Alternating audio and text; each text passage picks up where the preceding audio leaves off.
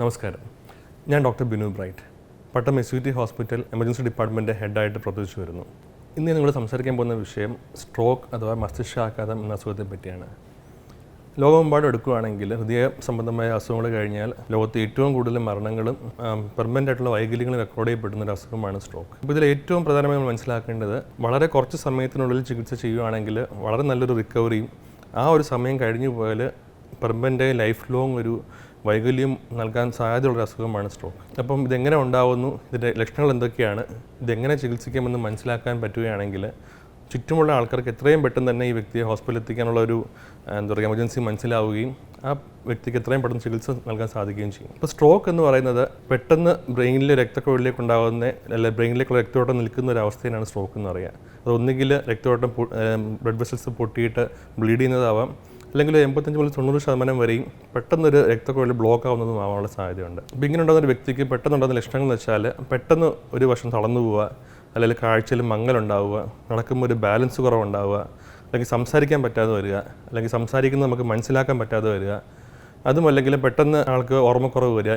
ഇപ്പോൾ ഇങ്ങനെയൊക്കെയുള്ള കണ്ടീഷൻസിൽ സ്ട്രോക്ക് ആവാനുള്ളൊരു സാധ്യതയുണ്ട്. അപ്പോൾ ചുറ്റുമുള്ളൊരു വ്യക്തി മനസ്സിലാക്കേണ്ടത് പെട്ടെന്നുണ്ടാകുന്ന ഇങ്ങനെയുള്ള എന്തെങ്കിലും ഒരു വ്യത്യാസം ഒരു വ്യക്തിയിലും കാണുകയാണെങ്കിൽ എത്രയും പെട്ടെന്ന് ആ വ്യക്തിനെ ഹോസ്പിറ്റലിൽ എത്തിക്കാൻ ശ്രദ്ധിക്കുക. അപ്പോൾ സ്ട്രോക്കുള്ളൊരു വ്യക്തിക്ക് ഒരു ടൈം പറയുകയാണെങ്കിൽ ആ ബ്ലോക്ക് ആവുന്ന സമയം ഒരു 4.5 മണിക്കൂറിനകത്ത് എത്തിച്ചാൽ മാത്രമേ ഈ ക്ലോട്ട് അരിയിക്കാനുള്ള മരുന്ന് കൊടുത്താൽ എഫക്റ്റീവ് ആകത്തുള്ളൂ.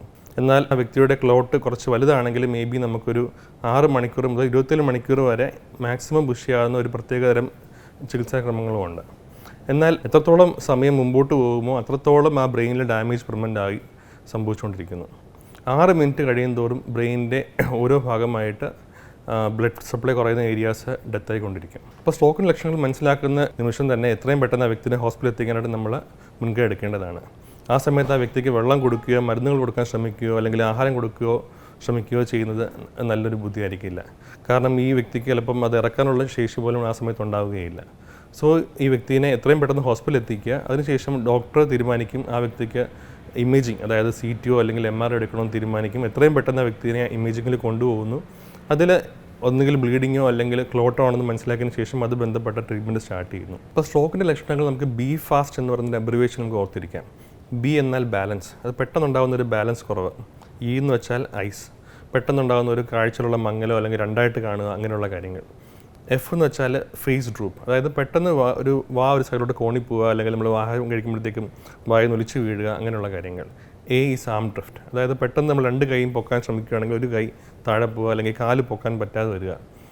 എസ് ഫോർ സ്പീച്ച്, വായിലുണ്ടാകുന്ന കുഴച്ചിലുകളോ അല്ലെങ്കിൽ പെട്ടെന്ന് പറയുന്ന കാര്യങ്ങൾ മനസ്സിലാവാൻ പറ്റാതെ വരിക. ഇങ്ങനെ ഏതെങ്കിലും ഉണ്ടെങ്കിൽ ടി ഈസ് ഫോർ ടൈം, എത്രയും പെട്ടെന്ന് ഈ വ്യക്തിയെ സ്ട്രോക്ക് ചികിത്സിക്കാൻ പറ്റുന്നൊരു സെൻറ്ററിലോട്ട് നമ്മൾ ട്രാൻസ്ഫർ ചെയ്യുക. അപ്പോൾ എത്തിയ ഉടനെ തന്നെ ഒരു എമർജൻസി ഡിപ്പാർട്ട്മെൻറ്റിൽ എത്തിയ ഉടനെ തന്നെ ആ വ്യക്തിയെ ഡോക്ടർ കാണുന്നു. സ്ട്രോക്ക് ലക്ഷണമെന്ന് മനസ്സിലാക്കിയ ഉടനെ തന്നെ സ്ട്രോക്ക് കോഡ് അല്ലെങ്കിൽ അവിടെയുള്ള ന്യൂറോളജിസ്റ്റ് അലേർട്ട് ചെയ്യുന്നു. സ്ട്രോക്കിന് പ്രധാനമായി 2 ചികിത്സകളാണുള്ളത്. ഒന്ന് ഈ ക്ലോട്ട് അലിയിക്കാനുള്ള മരുന്ന് കൊടുക്കാം, അല്ലെങ്കിൽ കുറച്ചും കൂടി വലിയ ക്ലോട്ടാണെങ്കിൽ അത് നീക്കം ചെയ്യാനുള്ള ഒരു procedure, thrombectomy, mechanical thrombectomy procedure ചെയ്യാൻ സാധിക്കും. അപ്പോൾ ഇതിന് നമ്മൾ മനസ്സിലാക്കേണ്ടതിനായിട്ട് എത്രയും പെട്ടെന്ന് തന്നെ ആ വ്യക്തിയെ ഒരു CT അല്ലെങ്കിൽ MRI എടുത്തതിന് ശേഷം അതിൻ്റെ റിപ്പോർട്ട് പ്രകാരമായിരിക്കും അത് ഡിസൈഡ് ചെയ്യുക. രക്തം കട്ട അലിയിക്കുന്ന മരുന്ന് കൊടുക്കുന്നതിന് മാക്സിമം നമുക്കുള്ള സമയം 4.5 മണിക്കൂറാണ്. എന്നാൽ രക്തം ക്ലോട്ട് കുറച്ച് വലുതാണെങ്കിൽ നമുക്ക് മാക്സിമം 27 മണിക്കൂർ വരെ സമയമുണ്ട്. അപ്പോൾ ഇതിൽ എത്രത്തോളം സമയം നമ്മൾ ഹോസ്പിറ്റലിൽ എത്താൻ താമസിക്കും അത്രത്തോളം ഈ രോഗിക്ക് ഈ സമയം നഷ്ടപ്പെട്ടുകൊണ്ടേയിരിക്കും. ഓർക്കുക, സ്ട്രോക്ക് ഏത് പ്രായക്കാർക്കും വരാം. അത് 1 വയസ്സുള്ള കുട്ടികളിൽ പോലും സ്ട്രോക്ക് വന്ന പല റിപ്പോർട്ടുകളും രേഖപ്പെടുത്തിയിട്ടുണ്ട്. അതേപോലെ സ്ട്രോക്ക് വരുമ്പോൾ വേദനയോ അല്ലെങ്കിൽ വേറെ ബുദ്ധിമുട്ടുകളോ ഉണ്ടാകാനുള്ള സാധ്യത പലപ്പോഴും ഇല്ല. പെട്ടെന്നൊരു വശം ചെറിയൊരു തളർച്ചയോ എന്തെങ്കിലും ഉണ്ടെങ്കിൽ പോലും നമ്മൾ എത്രയും പെട്ടെന്ന് ആ വ്യക്തിനെ ഹോസ്പിറ്റലിൽ എത്തിക്കുക. മൂന്നാമത് എത്രയും പെട്ടെന്ന് ആ വ്യക്തിയെ എത്തിക്കുകയാണെങ്കിൽ അത്രത്തോളം നമുക്ക് ആ ഒരു ബ്രെയിനിൻ്റെ ഭാഗം നമുക്ക് സേവ് ചെയ്യാനും ആ വ്യക്തിനെ ഒരു നോർമൽ ലൈഫിലോട്ട് കൊണ്ടുവരാനും സാധിക്കും. എന്നാൽ ആ സമയം കഴിഞ്ഞു പോവുകയാണെങ്കിൽ നമ്മൾ ആ വ്യക്തിനെ ഒരു പെർമനൻറ്റ് ഡിസബിലിറ്റിയിലേക്ക് നമ്മൾ തള്ളിവിടുക. ഇത്രയും പറഞ്ഞുകൊണ്ട് ഞാൻ നിർത്തുന്നു.